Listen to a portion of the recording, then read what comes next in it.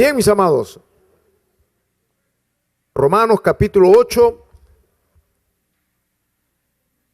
¿lo tienen? Verso 38 dice, por lo cual estoy seguro de que ni la muerte, ni la vida, ni ángeles, ni principados, ni potestades, ni lo presente, ni lo porvenir, ni lo alto, ni lo profundo, ni ninguna otra cosa creada nos podrá separar del amor de Dios, que es en Cristo Jesús, Señor nuestro. El tema que hoy vamos a compartir es la lección número 3, titulada El discípulo y su seguridad de salvación. Dios quiere que cada discípulo pueda tener la declaración convincente que tuvo Pablo, a tal punto que él dijo, por lo cual estoy seguro. Amén. El camino del creyente tiene que ser un camino de seguridad, no de duda. Pero a la vez también Pablo en otra porción dice, el que esté seguro, mire que no se caiga. Entonces ahí viene el equilibrio. Si bien es cierto, debemos estar seguros de que en Cristo estamos salvos y que nada nos va a apartar, pero cuidado cómo caminas. Que tu seguridad de salvación no te lleve a la ostentación y a la vida licenciosa. Eso es lo que, en otras palabras, este tema pretende. Puede haber dos extremos en la vida cristiana. Cuando hablamos los temas del reino, las demandas son tan altas, los principios de Dios realmente humanamente son inalcanzables. Y por ahí Satanás puede entrar y darte un espíritu de inseguridad. Y eso te quita la paz. Entonces, Dios quiere que como discípulo entienda que tú puedes vivir seguro en tu caminar cristiano. Así que ese es el tema que vamos a hablar hoy. El primer punto es ocupándonos de nuestra salvación. La seguridad básicamente está en ocuparnos. La seguridad de mi salvación está en ocuparme pues en ella. Si yo no me ocupo de mi salvación, no voy a estar seguro de ella. ¿Cuántos dicen amén? Dios quiere que cada discípulo de Cristo pueda decir como Pablo, ya lo dije y vuelvo a redundar, estoy seguro, convencido, firme, que ninguna cosa creada nos podrá separar del amor de Dios. Pero para poder declarar esto, tenemos que tener dos cosas presentes. Primero, aquí está el punto A, fe. Digan todo, fe. Esta es la declaración de Pablo, estoy seguro, convencido que nada me va a apartar. Es una declaración de fe, no es una frase romántica, pretenciosa, sino que debe brotar de mi fe que tengo en Cristo. Yo me acuerdo cuando me convertí al Señor, la experiencia fue tan gloriosa, experimenté realmente un nuevo nacimiento, me sentía en las nubes, sí que yo me moría feliz, sentía a Cristo dentro de mí, caminaba con un gozo interno que ni la droga, ni el alcohol, ni el sexo, ninguna cosa que había experimentado en el mundo, lo estaba experimentando en ese momento que Cristo entró en mi alma. Pero me vino un temor. En una semana, como que en mi mente vino un pensamiento. ¿No te habrás sugestionado? ¿No será que vuelves a lo mismo de antes? Porque me vino un temor. Es ahí donde necesitamos estar seguros, conocer la palabra. Pero también ese interrogante a la larga fue buena porque me llevó a preocuparme, a ser cuidadoso de lo que está. Yo le decía, Señor, por favor, que esto no se acabe, papá. Tengo miedo que esto se acabe, que sea una emoción, una sugestión. Pues ya tengo más de 30 años y ahora me doy cuenta que no estoy sugestionado, estoy transformado. Creo que después de 30 años, ¿no? Se puede dar cuenta uno, ¿no? Bueno, tenemos que tener seguridad. Y eso por la fe. Porque por la fe alcanzamos todas las promesas de Dios. Según Romanos capítulo 1, verso 16, dice, porque no me avergüenzo del Evangelio, porque es poder de Dios, para salvación a todo aquel que cree. Así que, amado, el Evangelio es poder. Es un poder que te va a llevar a vivir en victoria. No descabido el temor, al miedo, que voy a fracasar. Es bueno ser cuidadoso, pero no ir al otro extremo de la frustración, al fracaso, el temor. Entonces dice que el Evangelio es poder de Dios. Al judío primeramente y también al griego, porque el Evangelio, la justicia de Dios se revela por fe y para fe. Claro, por fe, porque la fe es don de Dios. Y esa fe que viene de Dios te da esa seguridad, esa confianza para que sigas teniendo más fe. Es decir, tu fe vaya creciendo, tu fe vaya avanzando. Como está escrito, mas el justo por la fe vivirá. Así que tienes que confiar en el Señor, no en las circunstancias, no en lo que te diga el diablo, no lo que te diga la gente, aún tu propia esposa, tu familia, que tú no vas a ir más allá. Tantas cosas me vinieron a mí, tantos obstáculos, familias vinieron, me dijeron cómo has cambiado de religión, etcétera, etcétera, etcétera. Todos querían que yo sea el mismo pecador y perdido de antes. Pero yo dije, no, decido esto y nada me apartará de la decisión que he tomado. El diablo no pudo, usando mi familia no pudo, usando a mi madre no pudo, usando los amigos del trabajo no pudo, usando a mi padre tampoco pudo. El diablo es bien astuto, entonces dijo, ¿cómo lo desanimo a este? Entonces usó mujeres y tampoco pudo. Luego usó pruebas, escasez, diferente situación. Vamos a pasar por diferentes arenas, hermano. El diablo va buscando qué pie cojeas hasta que lo encuentra y ahí incide. Y un punto donde realmente casi me tambalea fue cuando quería construir mi casa. Tenía los fierros, tenía el cemento, tenía todo. Y vino el paquetazo de Alán, donde los 50,000 soles se convirtieron en 50 centavos. Qué bueno recordarles a víspera de las nuevas elecciones, ¿verdad? No, se fue de Alán, hija. Usted está en otro país, parece. Dicen algunos historiadores que el peruano tiene mucha falta de memoria. Yo sí me acuerdo, fue de Alan. Y me acuerdo porque uno de los que se quiso cortar el cuello fue mi padre. Mi papá lamentablemente tuvo una gran cantidad de dinero en soles. Toda su vida ahorró, un hombre esforzado, trabajador. No se mató por la gracia de Dios, pero realmente él estaba muy deprimido. Digamos, tendría, pues, a ver, ¿cuánto ahorrado? Unos $80,000, por decir. No exagerar, unos $50,000 ahorrados con proyecciones. Cuando vino el paquete, pero lo tenía en soles, pues. Cuando vino el cambio a Intis, Alan hizo el cambio a Intis, ¿ya? Y bueno, no me recuerdo, yo lo único que recuerdo es que fue el cambio a Intis, y ese dinero no valía ni 10 soles. Muchos se mataron, se vinieron abajo, y los apristas que sabían lo que venían, compraron dólares y se enriquecieron. Bueno, no hablemos de cosas deprimentes, pero esa para mí fue la peor situación que pasé. Y teniendo ya mi fierro y todo, no había cemento. Todos guardaban todo se guardaba, el arroz, todas las colas, ¿no? Así que no vengan porque no fue Alán. Sé que ustedes aman a Alán algunos, yo sé, pero...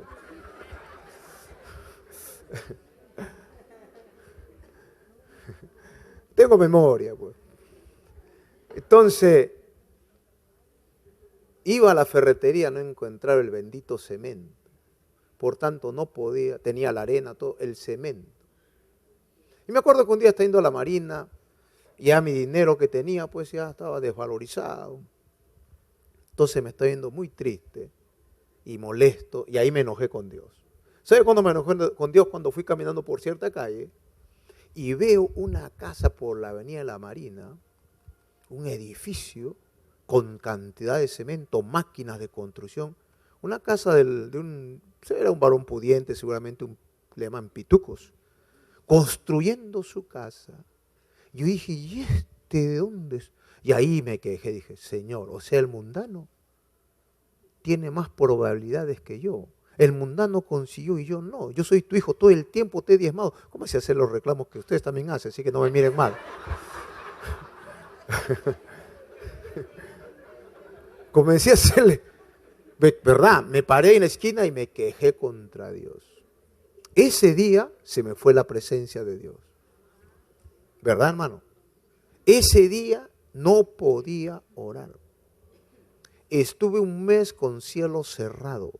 Lo que yo le pedí a Dios, este gozo, esta presencia, nunca me lo quites, ese día se fue. Oraba, ayunaba. Era como un bronce sobre mi cabeza. Y lo peor es que yo ni me acordaba de esa queja. Yo decía, ¿qué pasa, Señor? ¿Qué pasa? ¿Por qué no te siento? ¿Por qué no te siento? Y el fierro ahí, pues seguía ahí y no podía hacer nada.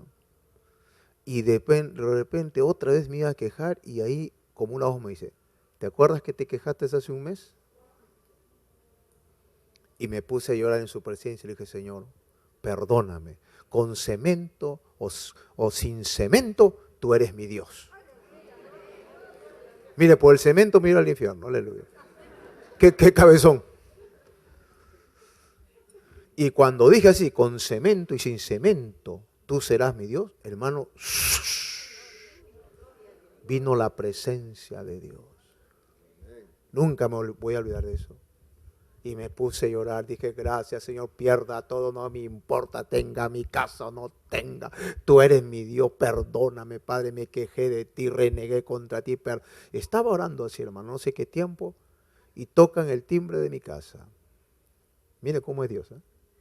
Y llega un tío que no lo veía a tiempo, y era albañil. Y llega a visitar a mi abuela, y no estaba mi abuela, y yo bajo, tío, ¿cómo está? Me sequé las lágrimas. Me dice, ¿qué tienes, hijo? Me dice, no, un poco triste. Le digo, ¿qué tienes? Mire los fierros, mire acá, los cementos. No he conseguido, tío. Me dice, pero hijo, yo tengo como 60 bolsas de cemento en mi casa. Tío, por favor. Y justo se está malogrando, te lo doy, me dice. ¿Cuánto damos gloria a Dios?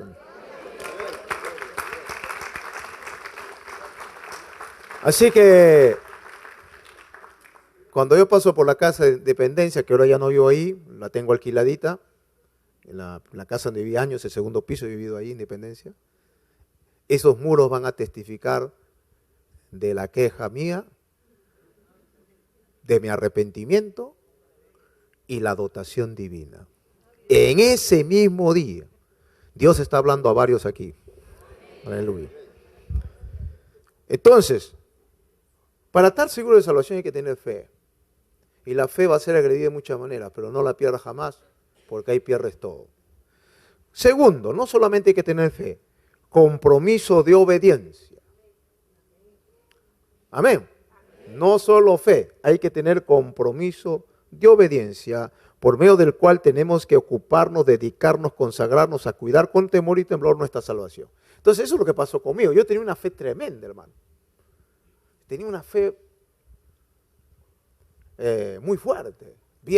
Veía sanidad en mi cuerpo, veía liberaciones, una fe muy fuerte. Pero me faltó obediencia en la adversidad. Y Dios nos prueba a todos para ver nuestra obediencia añadida a la fe. Por ejemplo, he dicho que vengan con faldas algunos que andan con pantalón bien pegado, pero no vienen porque no hay obediencia. Tienen fe seguramente, pero no hay obediencia. Así que la próxima clase voy a cerrar las puertas para que no entren algunas, por desobedientes. ¿Dónde está seguridad? Me pones un velo ahí, lugar santísimo para acá. Un velo.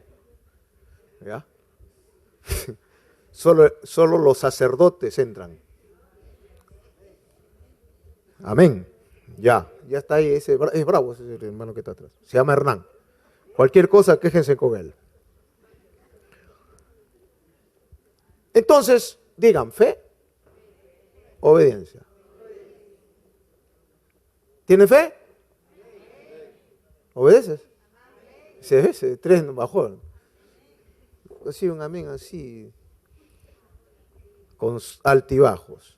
Es necesario saber que existe una doctrina antibíblica llamada salvo siempre salvo.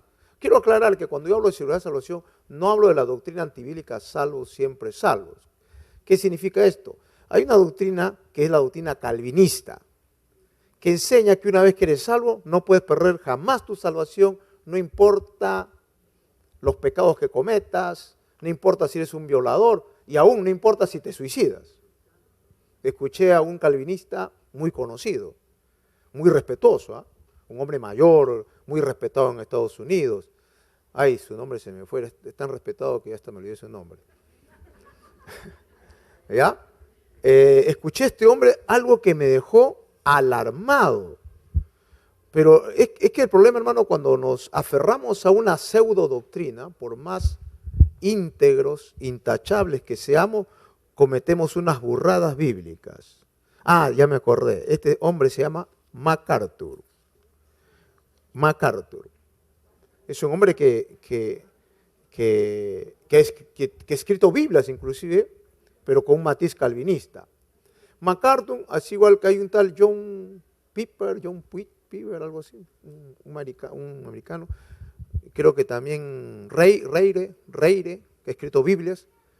Ellos son los protagonistas del avivamiento calvinista contemporáneo. O sea que el calvinismo está en estos días en un avivamiento, debido a estos grandes americanos respetuosos y que han difundido Biblias, tienen el internet, propagandas de calvinistas y son bien agresivos contra los que no aceptan esa doctrina. Ellos son bien agresivos, le llaman falsos evangélicos, evangelios de error y todo un tema.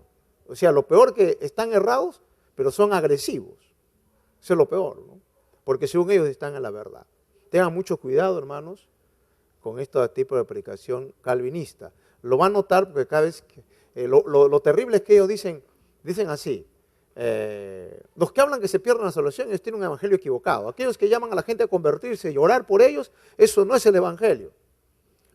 Llamarse a entregarse a Cristo es falso, no es el evangelio. Esa es la forma de ellos. Pero ellos nunca dicen cómo es el evangelio.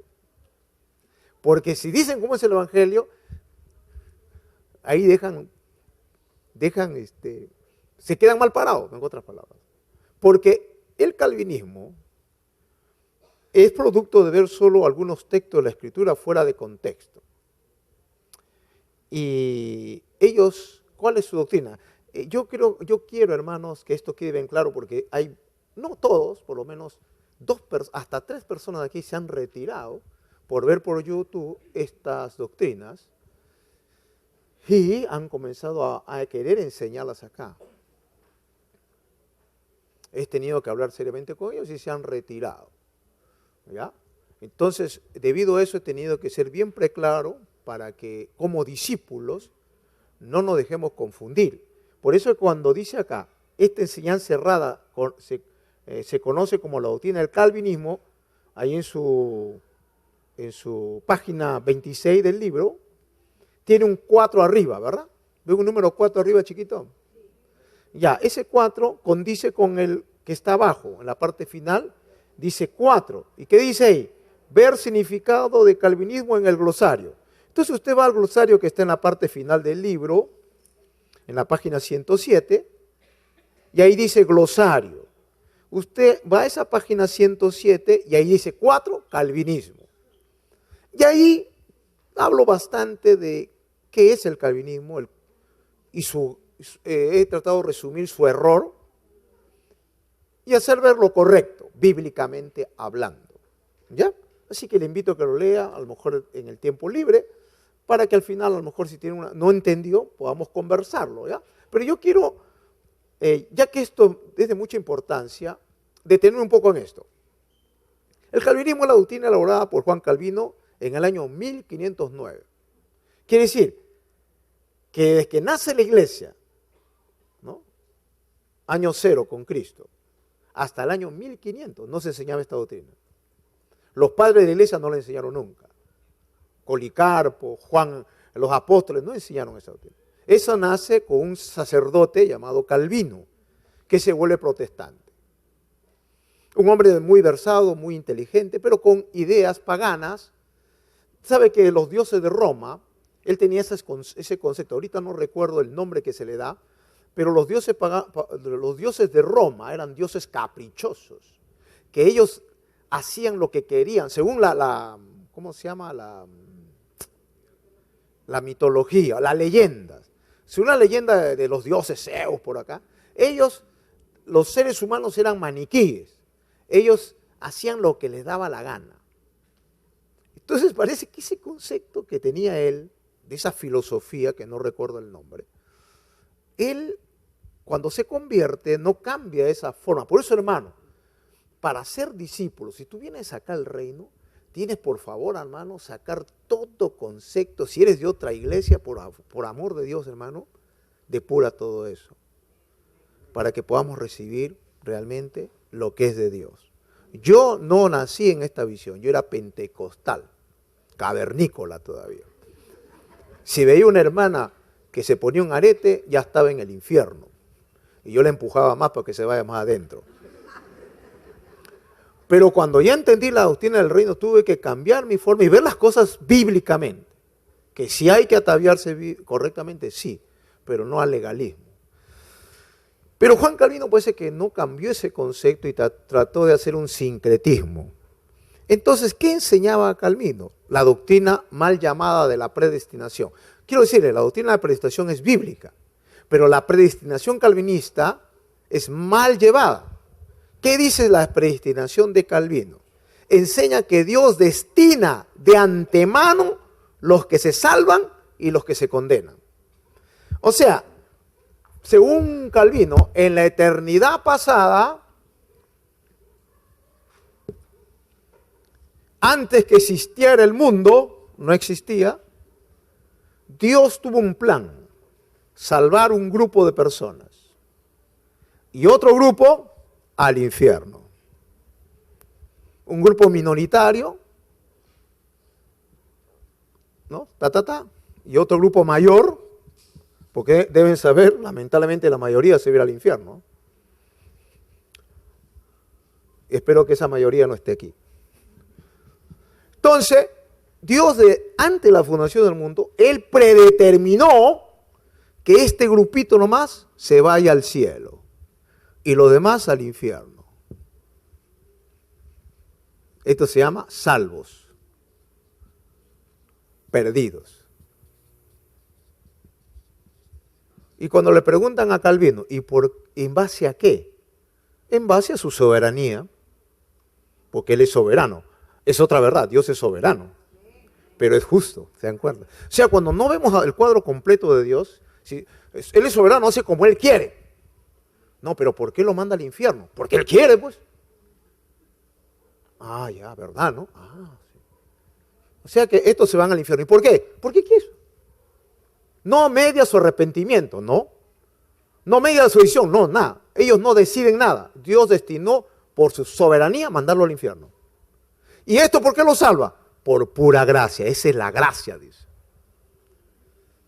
O sea, es una gracia donde no hay ninguna acción ni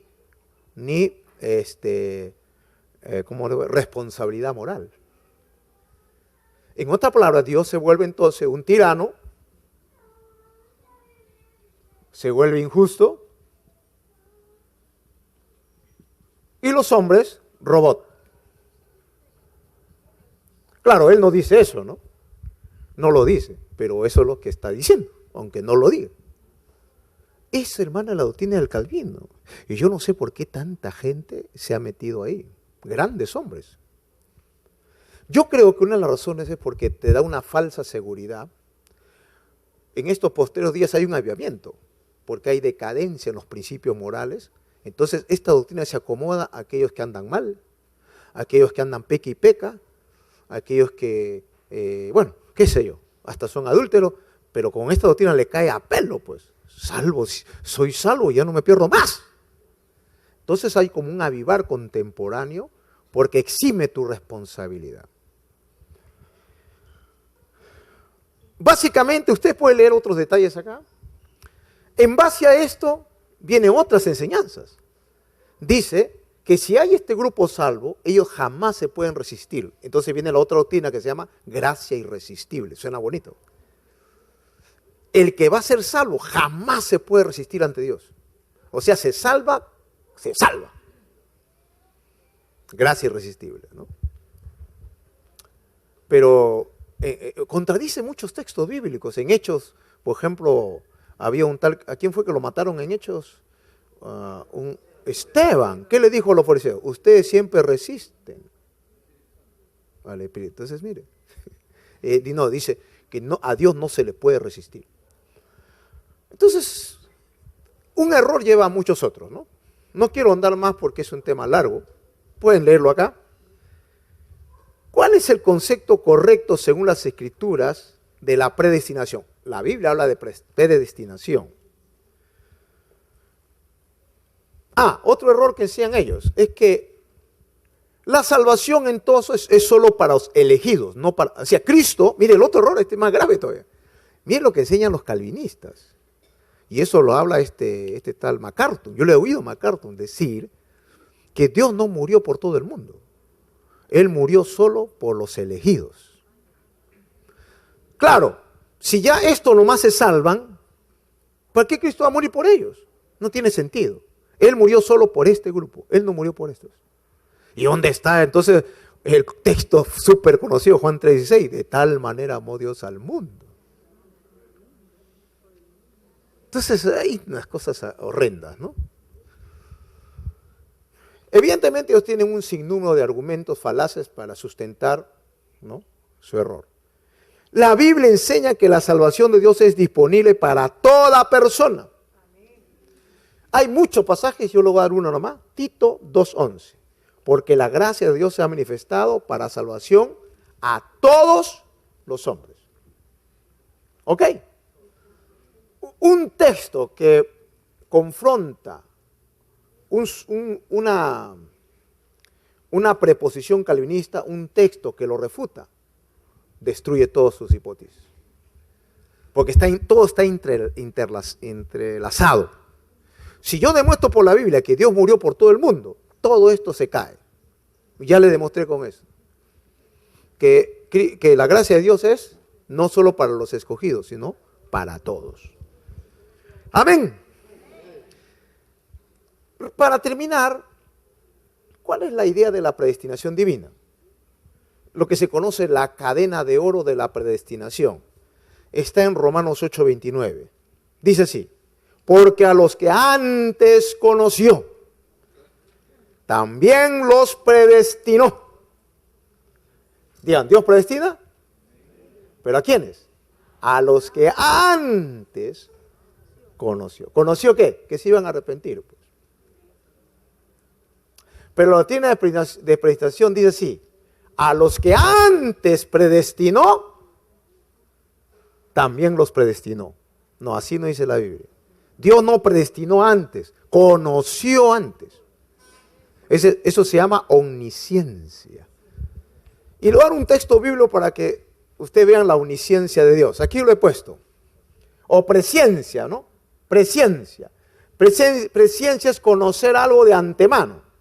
Está en Deuteronomio 31:16. Hay varios, ¿no? Pero lea usted Deuteronomio 31:16 y usted va a ver qué maravillosa es la presencia de Dios. Deuteronomio 31:16. Ese texto no está evidentemente en ninguna parte, no lo va a encontrar. Es algo que está surgiendo ahora, lo puede anotar usted. Usted que lo ve en video le va a ayudar también. Para eso hay que venir a la escuela, pues. Deuteronomio 31:16, hermano. Qué lindo pasaje, me hizo conmover de la maravilla de nuestro Dios. ¿Qué dice? Y Jehová dijo a Moisés: he aquí, tú vas a dormir con tus padres, y este pueblo se levantará y fornicará tras los dioses ajenos de la tierra donde va para estar en medio de ella, y me dejará e invalidará mi pacto que he concertado con él, y se encenderá mi furor contra él aquel día, y los abandonaré, y esconderé de ellos mi rostro, y serán consumidos, y vendrán sobre ellos muchos males y angustias, y dirán en aquel día: no me han venido estos males porque no está mi Dios en medio de mí. Pero ciertamente yo esconderé mi rostro en aquel día por todo el mal que ellos habrán hecho por haberse vuelto a dioses ajenos. ¿Pasó eso? ¿Pasó con Israel eso? ¿Y dónde sabía Dios? ¿Ah? Digan pues, presciencia. Fuerte pues, hermano, presciencia. Dios sabía porque Él sabe todas las cosas antes que sucedan. Entonces, en base a su presciencia, Dios declara, yo ya sé ya que Israel, estos se me van a revelar. Y por cuanto su rebelión, yo desde ya predestino que le viene a azote por todos lados. Entonces Dios conoce algo de antemano y de ahí determina las cosas. Así es nuestro Dios. Entonces, Él sabía que este negrito un día se iba a convertir. ¿Me entiende? Y entonces me predestina en base a mi conversión, ¿para qué? Para ser hijo de Dios, para gustarle su gloria, para ser transformados, etc., para darme dones y llevarme a ser como Cristo. ¿Me entiende? Esa es la predestinación. Pero no es que Él me predestinó para ser salvo y al que está perdido por ahí, ya lo predestinó para ser condenado. Es una doctrina diabólica, hermano. Que tiende pues a la liviandad. ¿Para qué voy a predicar si ya están condenados la gente? Por más que le hable, están condenados. Y finalmente no hay seguridad de nada, pues, hermano. ¿Cómo sabes tú si tú estás salvo? Imagínate que el diablo venga y le diga, Yuri, por más que estés en la iglesia, Dios te predestinó para que te vayas al infierno. Uy, Yuri estaría pálido, hermano, ojeroso, angustiado y traumado. Y nunca sabrá eso hasta que se muere y morirá diciendo, Señor, ojalá que me hayas predestinado para ser salvo. Y qué terrible, hermano. No, hermano, Dios te salva cuando te arrepientes y aceptas a Cristo.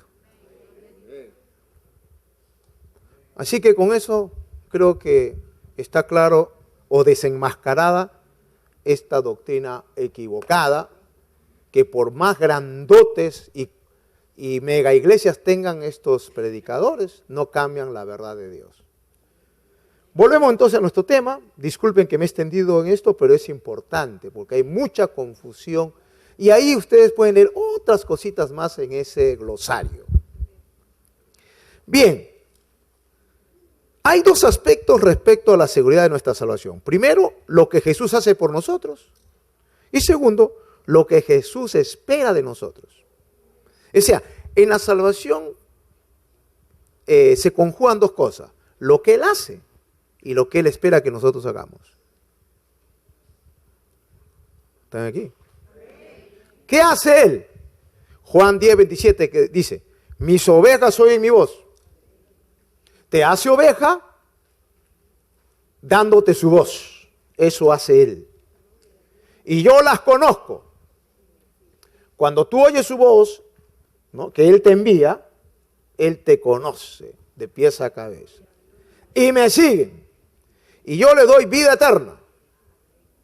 Y no perecerán jamás. Eso es lo que es seguridad. Digan, seguridad de salvación. Y dice, ni nadie las arrebatará de mi mano. ¿Estás seguro, pues, hermano? Mi Padre que me las dio es mayor que todos y nadie las puede arrebatar de la mano de mi Padre. Yo y el Padre no somos. Los calvinistas que dicen, ya ves, esto es nada, así peques, si estás en la mano de Dios, nada te puede arrebatar, ni tus pecados te arrebatan de la mano de Dios. Mire la distorsión de esa declaración. Ellos toman este pasaje para decir, ya ves, aquí está. Cristo dijo que el que está en su mano, jamás nadie se sale de ahí. Entonces, si usted no tiene todo el panorama bíblico concreto, se confunde. Tiene razón. Ahí escrito. Jesús lo dijo. Así que el apóstol Ares está enseñando un disparate. Este pasaje de la Escritura nos muestra que todo aquel que viene a Cristo tiene vida eterna y nadie podrá arrebatarlos de las manos del Señor. Es decir, en las manos de Cristo está segura para siempre nuestra salvación. Eso estamos de acuerdo. Pero hay un segundo punto. que equilibra este pasaje. ¿Cuál es? Lo que Jesús espera de ti. Mientras que por la fe y la gracia del Señor somos salvos y estamos seguros en las manos del Señor y nadie te va a quitar de ahí, Jesús también dice lo siguiente. Juan 15, 6. Ahora mire la otra parte, ¿se dan cuenta? Por eso es que no solamente hay que basarnos en un solo texto, hay que conocer toda la Biblia. ¿Qué dice Juan 15, 6? El que en mí no permanece. O sea, ya estás en la mano, ¿verdad? ¿Cuántos están en las manos? ¿Estás seguro? Pero hay una condición. El que en mí no permanece será echado fuera como pámpano y se secará y lo recogen y lo echan en el fuego y arden. Infierno, pues, hermano. Entonces, ¿cómo es esto? Ya me rayó. Estoy seguro en la mano, pues me van a echar al infierno. ¿Cómo es esto? Este pasaje de la Escritura nos muestra que todos los que estamos seguros de nuestra oración debemos permanecer en Cristo, teniendo una nueva actitud de obediencia. De otra manera, seremos echados fuera. Es decir, podemos perder nuestra salvación. Por lo anteriormente mencionado, podemos darnos cuenta que si estamos en la mano de Cristo, estamos seguros, evidentemente, nadie nos podrá arrebatar de su mano, excepto nuestras propias acciones. O sea, no habrá ángel, no habrá prueba, nadie te puede, ni el diablo te puede arrebatar, excepto tú mismo. El único que puede arrebatarte de la mano del Señor, eres tú mismo, por tu desobediencia. Vamos a ver una figura para que entiendan. Israel, como figura de la iglesia, tuvo este problema. El libro de Hebreos nos dice al respecto algo interesante. Hebreos 8:9, ¿qué dice? No como el pacto que hice con sus padres el día que los tomé de la mano. ¿Ves? ¿Estaban en la mano de Dios? ¿Estaban seguros? Los tomó de la mano Israel. ¿Ya? Para sacarlo de la tierra de Egipto. Estaban en la mano. ¿Quién lo arrebata en la mano de Dios a Israel? Nadie, pues. Porque ellos, ¿pero qué dice? Porque ellos no permanecieron en mi pacto. El problema fue que ellos no permanecieron en su mano, pues. Y yo me desatendí de Dios, dice el Señor. ¿Te das cuenta, hermano? Entonces hay que entender toda la Biblia, ¿no? Entonces, no tomar un texto fuera de contexto y hacer un pretexto y una doctrina errada. Vemos que Israel fue tomado en la mano del Señor para ser sacado de Egipto, figura de nuestra seguridad de salvación, de acuerdo a lo que Jesús nos dijo, que todo aquel que está tomado en la mano del Padre, nadie lo podrá arrebatar. Pero a pesar de ello, el mismo pueblo de Israel no permaneció firme tomado de la mano del Señor, y por no ser fieles a su pacto, Dios los echó fuera. En otro pasaje de la Escritura se nos dice, Hebreos 2:3, ¿cómo escaparemos nosotros si descuidamos una salvación tan grande? O sea, ¿qué está diciendo? Si Israel, que Dios lo toma de la mano, se perdieron, ¿cómo escaparemos nosotros? Usted está diciendo, ¿está hablando de seguridad de salvación o me está confundiendo? No, le estoy hablando que la seguridad de salvación depende de tu fidelidad. Si tú te rindes a la mano, puedes ser débil, hermano, pero tú te humillas y buscas a Dios, nadie te va a arrebatar de ahí. ¿Cuánto dicen amén? Esta declaración, en resumen, es un resumen de todo lo que el libro de Hebreos expone, donde nos habla también de la actitud desobediente del pueblo de Israel que llevó a los transgresores a no entrar en el reposo de Dios, muriendo en el desierto, figura de perder la salvación. Hebreos 3:18 al 19. Y a quienes juró que no entrarían en su reposo, sino a aquellos que desobedecieron. Y vemos que no pudieron entrar a causa de incredulidad. Y luego hace una comparación con nosotros, la iglesia, para entrar en su reposo, pero no ser desobedientes como ellos. Hebreos 4:11. Procuremos pues entrar en aquel reposo, para que ninguno caiga en semejante ejemplo de desobediencia. Sí, hermano, creo que está más claro que el agua. El que no quiere ver es porque simplemente no le da la gana de ver lo que la Biblia nos dice. Todos estos pasajes de la Escritura nos hablan que como creyentes podemos perder nuestra salvación. Por esto el apóstol Pablo nos exhorta como iglesia a ocuparnos, dedicarnos, a asumir nuestra responsabilidad de nuestra salvación con temor y temblor. Filipenses 2:12 dice, ocupaos en vuestra salvación con temor.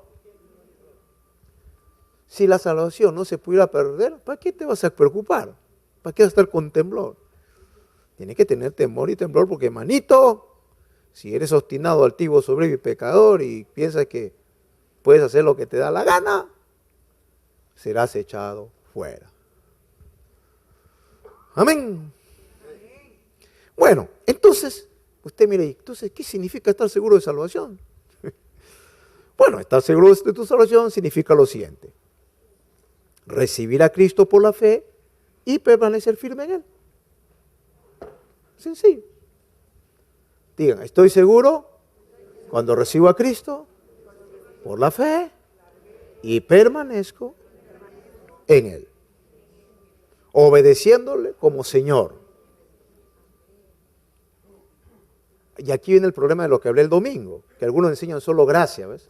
Por gracia estás salvo, estás seguro. Los calvinistas hablan por gracia, no te hablan nunca de reino, porque para ellos reino es obra, ya no es gracia. Y no saben que gracia y reino van interrelacionados. Uno tiene que ver con lo que Dios hace y lo otro tiene que ver con mi responsabilidad.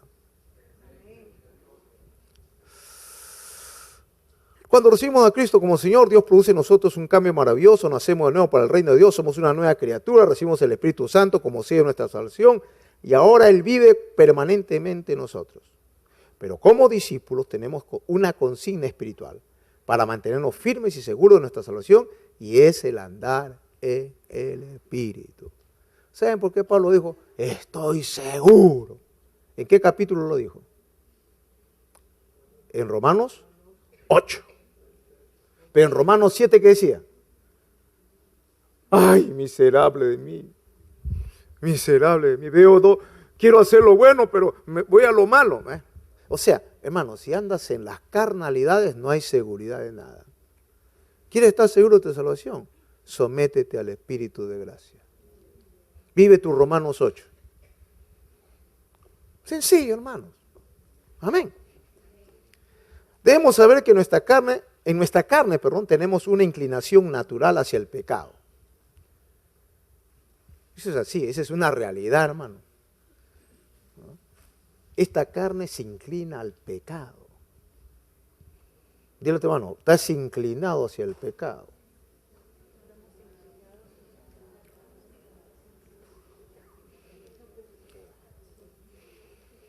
Amén. Y que cada día de nuestra vida hemos de sentir su estirón. Vas a sentir algo que te jala, te jala.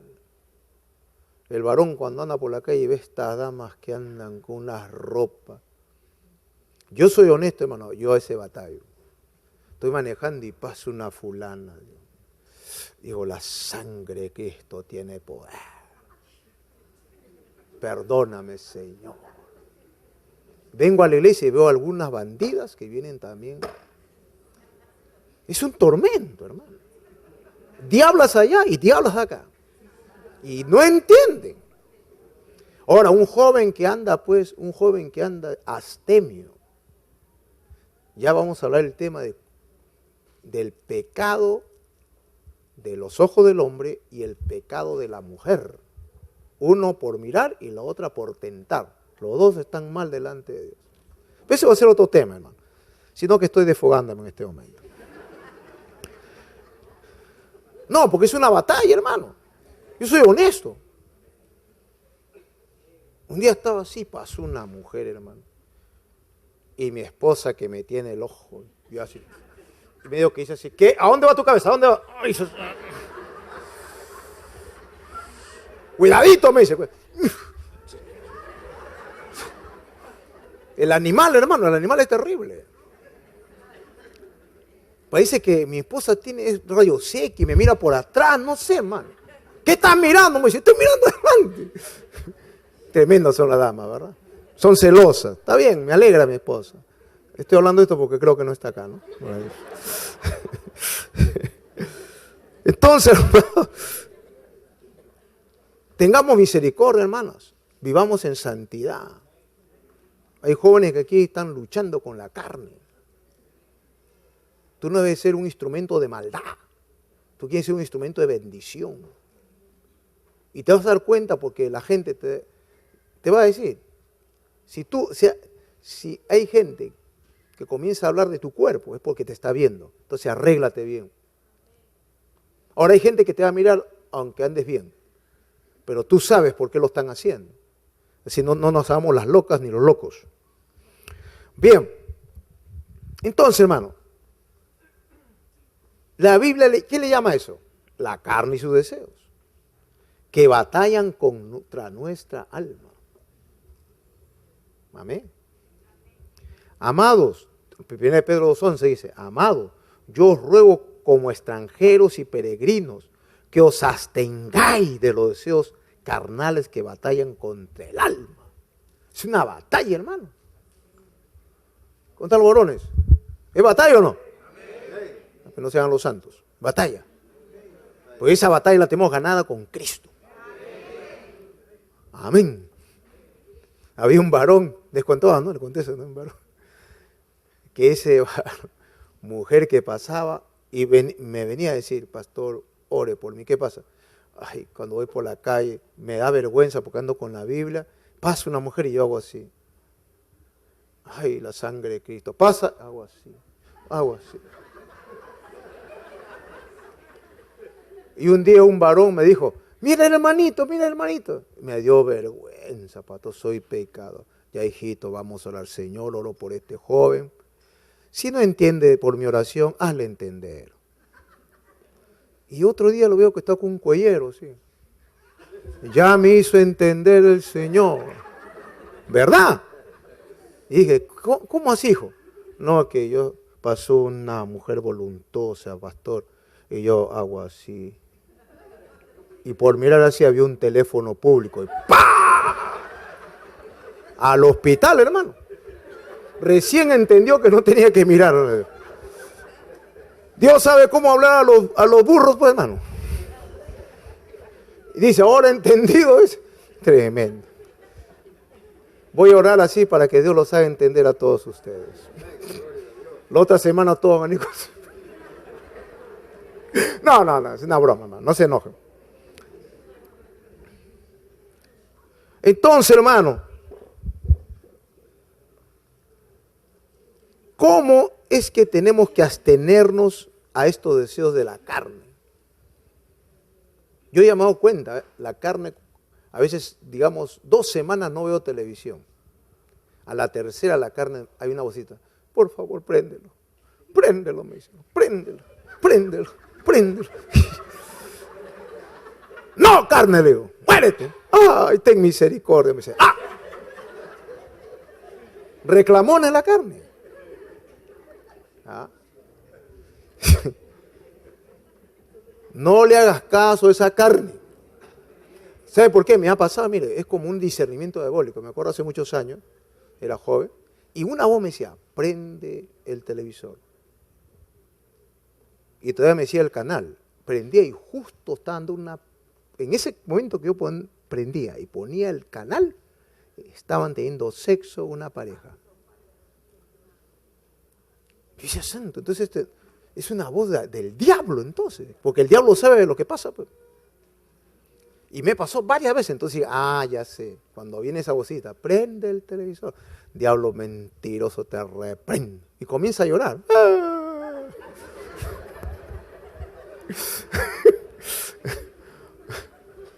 Dile a tu hermanito, no le hagas caso a ese llorón.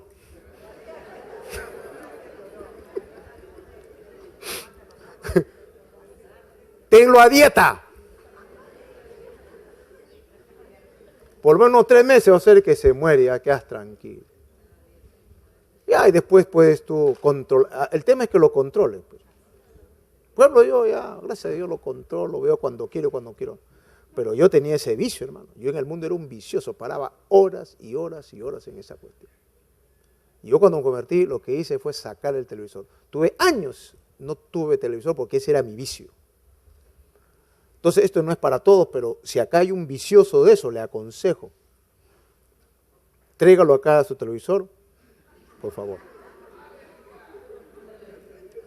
Porque te está robando muchas bendiciones. cada uno tiene su vicio, usted debe ser honesto. Pero el tema, hermano, es que para vencer ese estirón de la carne, tienes que vivir, andar conforme al Espíritu. Gálatas 5:16 dice, digo pues, andad en el Espíritu y no satisfagáis los deseos de la carne. No es decir, Señor, no me hagas sentir. No, dice, no lo satisfagas. Algunos piensan que Dios Dios no te va a hacer sentir, te está ordenando. Entonces tú tienes que ser disciplinado. Digan amén, pues, hermano. ¿Qué significa una vida en el Espíritu? Una vida en el Espíritu significa varias cosas. Primero, una vida de obediencia a la palabra de Dios. Algunos piensan que una vida en el Espíritu es andar así. Ay, estoy andando en el Espíritu, pero más desobediente que Judas. No, una vida en el Espíritu es obediencia. No andar así volando, hablando lengua. Esa es una parte, ¿no? No digo que no. Pero primero es obediencia. El hombre espiritual es obediente. El hombre que es desobediente, por más que hable lenguas, diga que tiene visiones, todo es un carnal. Vea usted en Corintios y se da cuenta que no estoy hablando un disparate. Corintios hablaban lenguas, tenían dones, pero eran carnales porque eran tremendos desobedientes. Así que el hombre espiritual es obediente ¿a qué? A la palabra de Dios, obediente al Espíritu Santo y a su discipulador. Amén. Una vida en el Espíritu. Bueno, ahí están los textos. Estoy leyendo la página 29, Mateo 7:24, Santiago 1:22. Una vida en el Espíritu es una vida de renuncia a los deseos de la carne. Tienes que renunciar a los deseos de la carne. Es uno que no renuncia a nada de su carne. Si la carne le dice haz esto, lo hace. Si la carne le dice enójate, se enoja. Si la carne dice una patada a tu esposa, ¡pum!, le da con más ganas. Tienes que renunciar a la carnalidad que te quiere gobernar. ¿Cuántos dicen amén? Le voy a hacer un reto a todos los que paran prendidos en el televisor. Hagan ayuno de una semana, pero de televisión, ¿eh? Ya estaban asustados. Coman todo, pero ayunen de televisión una semana. No lo prendan para nada. Y si no sientes nada, no tienes problema. Pero si al tercer día comienzas a temblar, eres un adicto, hermano.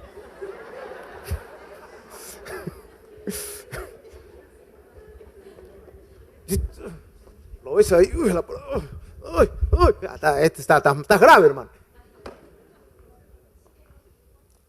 Se ríen, pero hagan la prueba. Uno no puede vivir sin eso.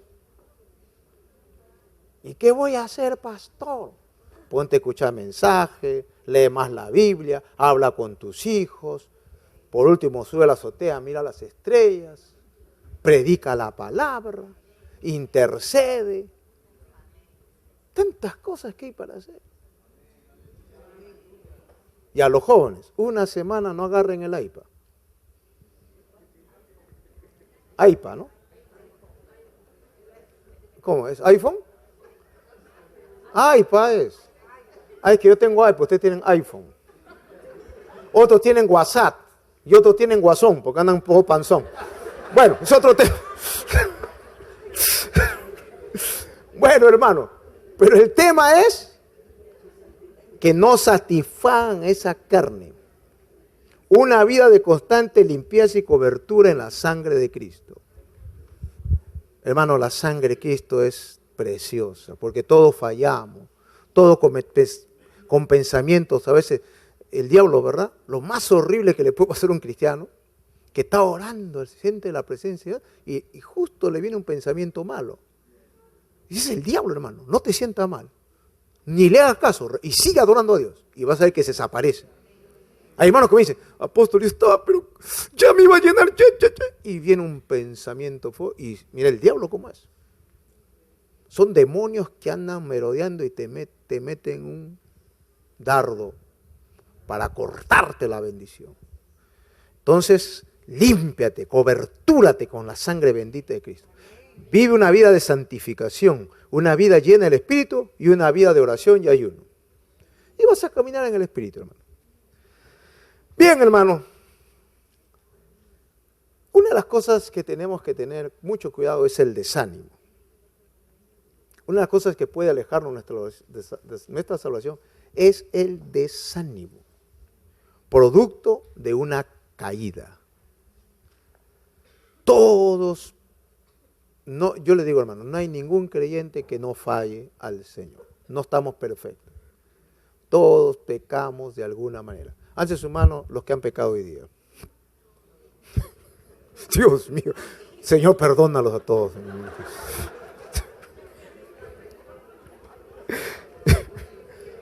Por favor, discipulado, ¿ah?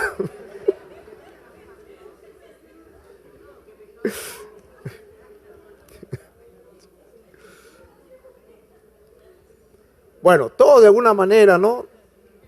De enojo, malos pensamientos. Un pastor que ha venido a pedir perdón que a un cobrador le mandó un pan en el pecho y una patada y lo botó ahí a la pista.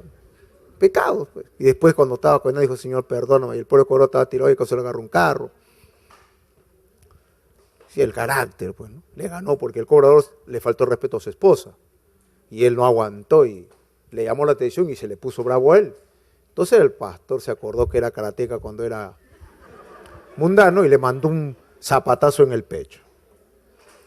Entendió mal el evangelio. Todo lo que pisare la planta de tus pies será huesto. Ay, Dios, bueno, eso. Ay, Señor. Hay que entender bien la Biblia, por favor, hermano, ¿ya? Hermano, ¿qué pasa cuando usted peca? ¿Qué es lo que semilla el pecado? Pues, hermano? El pecado no desanima. Dice la palabra en Santiago 1:14 que todos somos tentados a pecar. O sea, nadie se escapa de eso. Pero somos tentados de nuestra propia concupiscencia. Arregla tu concupiscencia y no pecarás. Pero mientras que haya alguna concupiscencia escondidita, pecarás. Hay personas que a cierta edad se vuelven muchachitos y muchacheros. Le llaman viejos verdes.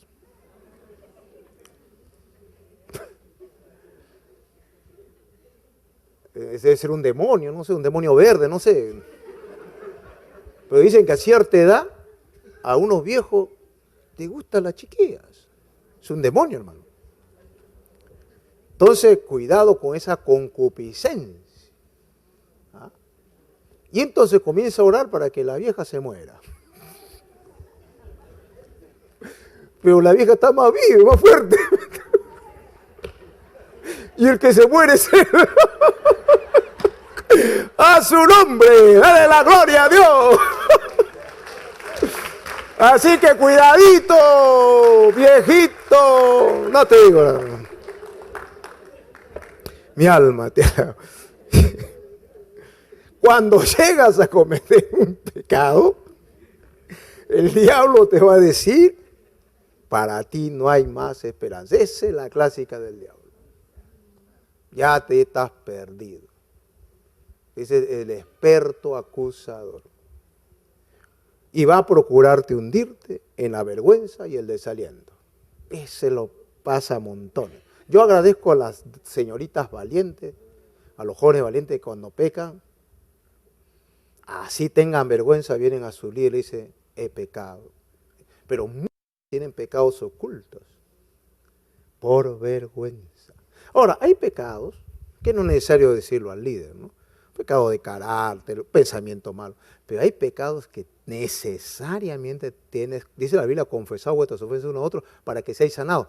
Sobre todo cuando ves pecados que no te liberas, ayunas, te golpeas la cabeza, te mandas con la Biblia 3 veces y sigue la cosa ahí.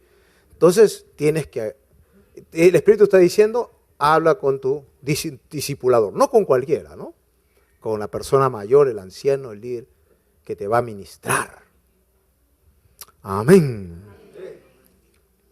¿Qué pasa cuando pecas como creyente? Bueno, el diablo te acusa, el diablo te desanima, ¿Ah? ¿Y qué dice Juan 8:44? Vosotros sois de vuestro padre el diablo, los deseos de vuestro padre queréis hacer. Él ha sido homicida desde el principio y no ha permanecido en él, en la verdad, porque no hay verdad en él. Cuando habla mentira, de suyo habla, porque es mentiroso y padre de mentira. Así que, hermano, deja de oír la mentira del diablo. Ahora, si bien es cierto que no hay que oír las mentiras del diablo que te dice ya no tienes esperanza, nadie te va a perdonar, qué vergüenza, qué vas a decir, cómo vas a hablar ese pecado, no oigas eso. Cree que la sangre de Cristo siempre te va a limpiar y te va a perdonar. Pero hay que entender una cosa, que el pecado trae siempre consecuencias. Y consecuencias muy serias. No hay pecados insignificantes. Cualquier pecado interrumpe primero nuestra comunión con Dios. Te aleja de Él. Pero no es cierto que todo está perdido. No es cierto que no tienes más esperanza. Lo que necesitas es reaccionar, arreglar cuentas con tu Padre Celestial, a quien le has ofendido, y también con tu prójimo y con las autoridades de la iglesia. Faltó ponerle y lo puedes poner con lapicero. ¿Qué hay que hacer cuando pecamos? La respuesta está en 1 Juan 1:9. Apréndelo de memoria. Dice, si confesamos nuestros pecados, Él es fiel y justo para perdonar nuestros pecados y limpiarnos de toda maldad. Qué lindo. Yo he escuchado mucho que dicen, no, pastor, ya no creo que Dios me perdone. Es que no tienes que andar en lo que tú sientes. Aquí te dice que si tú confiesas y te arrepientes de corazón, te va a perdonar. Vamos a ver algunos pasos, ¿ya? Vamos a ver por lo menos 5. El primer paso, confesión de tus pecados a Dios en oración, en ayuno, mejor todavía. Ahí dobla tu rodilla, llora, clama y humíllate ante Dios por la falta cometida. Segundo paso, ven a la fuente de limpieza y perdón, que es la sangre de Cristo. Dobla tus rodillas y dile, Señor, revélame esa sangre. Y vas a salir limpio, purificado. Tercer paso, apártate del pecado cometido. Aparte de todo aquello que te llevó a ese pecado. Amén. Apártate. Corta totalmente con él. Cuarto paso, reconcíliate con tu prójimo que has afectado por tu pecado. Están en los textos, Mateo 5, 23, 24, Santiago 5, 16. En tales casos procede no solo la confesión a Dios, sino también la reconciliación con tu hermano. Y esto se debe hacer en lo posible con una autoridad presente, ¿ya? Con un testigo, para que la reconciliación sea, pues, correcta. Y el quinto paso es, vive una vida llena del Espíritu Santo. Efesios 5:8 y Gálatas 5 dice. Entendemos que esa vida llena del Espíritu Santo implica buscar en oración, ayuno de la fortaleza y la lectura de la palabra constante. Debemos confesar nuestros pecados directamente a Dios, porque contra Dios hemos pecado y en casos graves a la autoridad de la iglesia. Cuando pecamos desobedecemos la ley de Dios, menospreciamos la autoridad de Dios, nos apartamos de su santidad y herimos con ingratitud su amor. Siendo Dios la persona ofendida, nuestra confesión debe ir dirigida directamente a Él. Primero hay que confesarlo a Él. No estamos hablando del confesatorio católico, donde voy al cura, ¿no? Primero a Dios. A Él tienes que venir. Así nos enseñó el rey David, al arrepentirse de su doble pecado de adulterio y homicidio, clamó con angustia a Dios, diciendo, contra ti solo he pecado, he hecho lo malo delante de tus ojos. Salmo 51:4. Contra Él pequé. En virtud de lo cual procedió a confesar directamente con Dios. Mi pecado declaré, dice el Salmo 35:5.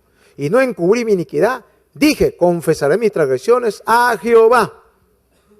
Claro está que David también confesó este pecado delante del profeta Natán. Ya, ojo, no sé, ante Dios nomás. No, ¿por qué lo confesó delante de Natán? Porque era la autoridad sobre él y el pecado era bien grave. No era un pecadito nada más que se enojó, que se quejó, no.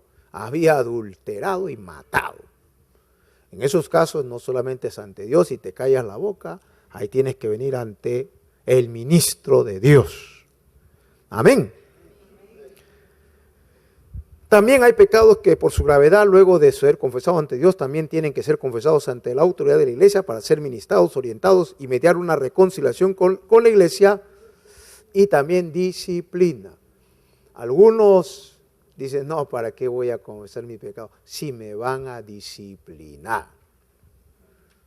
Y saben, el que no quiere disciplina no es hijo, es bastardo, porque solo a los hijos se le disciplina. Y la disciplina no es avergonzar a nadie. Tiene grados, de verdad, ¿no? Cuando es primera vez, la disciplina es personal. Solamente la primera falta de pecado que se comete, que se hace pública, es cuando causa un escándalo público. Así sea primera, pues que ya lo sabe toda la iglesia, ¿no? Entonces, lamentablemente, él tiene que pedir perdón a todo el pueblo. Pero cuando es primera vez, dice la Biblia, ve, arrepiente a tu hermano estando tú solo, y si confiesas, has ganado a otro hermano. Entonces viene una disciplina personal cuando es primera vez, sea cualquier tipo de pecado que se cometa.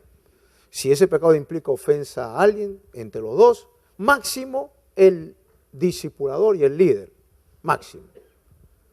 Pero ya cuando es reincidencia, ya el tema pasa entonces al nivel liderazgo. Y si sigue, a nivel iglesia. Y si sigue, tenlo por gentil y publicano. Ese es el orden. Y eso es lo que estamos aplicando aquí en la iglesia. Algunos me dicen, ¿por qué a mi hija lo disciplinaron delante de todos y a la otra no? Porque su pecado, aunque fue primera vez, fue público. Por ejemplo, salió embarazada y todo el mundo va a saberlo. ¿Sí o no? Por más que nadie supo, en 3, 4 meses le va a ir creciendo la barriga y tú dices, ¡yey! Entonces mejor es pedir perdón a toda la iglesia y sufrir esa disciplina. Pero la disciplina es para desarrollar temor de Dios. Amén. Entonces también es necesario confesar ante una autoridad los pecados que nos esclavizan. No solo pecados graves, sino pecados que quizás no son graves, como un adulterio, etc. Pero ves que no te liberas. Estás ahí como esclavo de una... Por ejemplo, la ira, el descontrol. Te arrepientes, lloras, y de nuevo te descontrola. Entonces ahí tienes que pedir ayuda para ser ministrado, orientado, discipulado en esa área. Y ser liberado. Amén. Santiago 5:16 dice, confesad vuestras ofensas unos a otros y orad unos por otros para que seáis sanados. La oración eficaz del justo puede mucho. La confesión de nuestro pecado debe ser hecho lo más pronto posible. No espere que pase 5 años. Mira, había un hermanito. Yo me gozo, hermano, que en la iglesia Vida en Cristo Dios no oculta nada. Y si hay uno que está pues con algo oculto, ya pronto saldrá a luz. Había un brother que hasta fue el líder, todo. Y tenía un pecadote bien escondido. Tenía años. Y él dice que confesó a Dios nada más. ¿Y cuál ha sido su pecado? Que se había estado con una prostituta.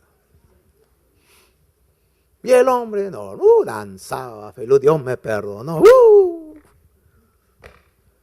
Pero una hermana fue a evangelizar a algunas damas y llegó a cierto lugar, no sé por dónde, y justo llega a la casa de la prostituta. Ella quiere de Dios y la trae a la iglesia. Y cuando ella llega, lo ve al que se había acostado hace varios años con ella, danzando delante. Y le dice, yo no quiero venir más acá, porque ese hombre se acostaba conmigo. ¿Y cómo va a ser, hermano? Y se fue. Entonces yo la mandé llamar. Y lo peor es que cuando le confronta al brother, no, dice. Mira la hipocresía. Pero cuando ya la vio ella, ya la cara más cambió. Amados, no tratemos de fingir y ser hipócritas. Confesarlo cuanto más pronto. Porque si no, imagínate, en esos tiempos, si ese se moría, ¿a dónde se iba? Al infierno, hermano. Dice, y vuestros pecados han hecho ocultar de vosotros su rostro para no oír. Isaías 59:2 dice, vuestras iniquidades han hecho división entre vosotros y vuestro Dios, y vuestros pecados han hecho ocultar de vosotros su rostro para no oír. Si no confías tu pecado, hermano, Dios está lejos de ti. Pero ¿qué dice 1 Juan 1:9? Si confesamos nuestros pecados, Él es fiel y justo para perdonar nuestros pecados y limpiarnos de nuestra maldad. Bien, hermano.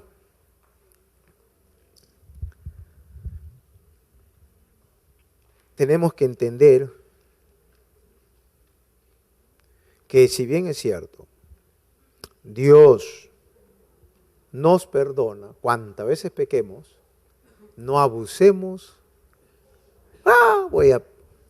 y seamos livianos, porque ahora viene un peligro. ¿Qué dice 1 Juan 5, 16 y 17? Si alguno viere a su hermano cometer el pecado que no sea de muerte, pedirá y Dios le dará vida. Esto es para los que cometen pecado que no sea de muerte. Hay pecado de muerte, por el cual yo no digo que se pida. Toda injusticia es pecado, pero hay pecado no de muerte. Este es lo terrible. Dios te va a perdonar, Él es bueno. Pero si tú sigues abusando de Dios, va a llegar un momento que ya la conciencia se va a cauterizar. Y no es que Dios no te perdone, sino que tú ya no reaccionarás más. Y en ese punto entras al pecado de muerte. Uno me preguntan siempre, apóstol, ¿cuál es el pecado de muerte? Cualquiera. Pero es el último que cauterizó tu conciencia. Después de tanto estar pecando y pecando y pecando, llega un punto que ¡plac! ¡Tuc! Tiniebla total. Así resucite Pablo y Elías y Moisés juntos y te hablen. Estás frío. Así el pastor llora en el púlpito, estás frío. Así tu madre derrame lágrimas por ti, no hay reacción, no hay convicción. Entraste al pecado de muerte, indiferencia completa. He visto muchos casos de eso. Llorando le hago a algunos, vuélvete a Dios, hermano. Y me miran así. ¿Qué dices? Voy a pensar. Y varias veces el Señor me ha dicho, ya no le hables, está en muerte. Bien triste es eso, hermano. Pero, mientras que te compunjas de tu maldad y te humilles, habrá esperanza para restaurarte de tu pecado. Amén. Por eso la Escritura dice que cuides tu salvación con temor y temblor. Gracias, Padre, por este tema.